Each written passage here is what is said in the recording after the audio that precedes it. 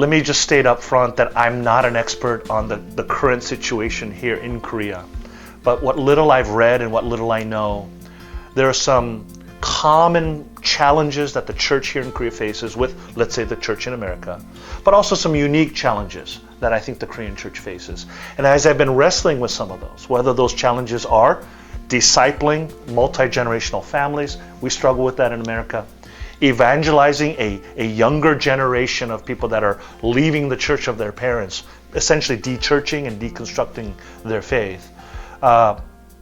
There are some unique cultural issues that the Korean churches face, as well as the American churches face. So what I would say is this: don't lose the integrity of the scriptures being true, trustworthy, but also timely to the questions of life.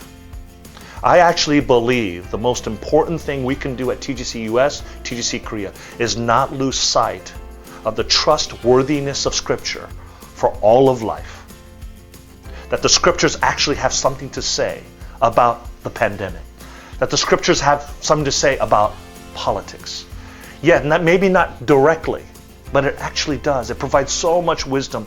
And once we lose sight of that and somehow untether ourselves from the scriptures, the trustworthy scriptures, I think we're going to lead to problems.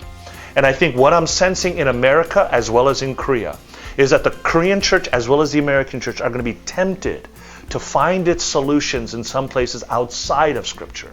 Now, admittedly, there's a lot of wisdom that we can gain from other sources.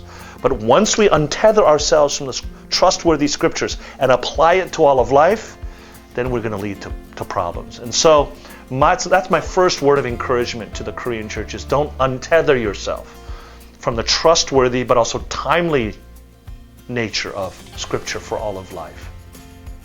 My second would be this, and this is more specifically geared toward how do we get younger people back into the church.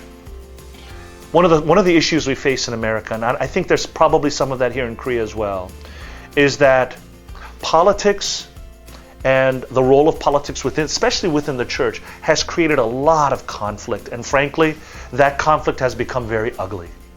And as young people see Christians fighting over politics, now mind you, politics is important and we need to talk about that. And I think God has something to say about that.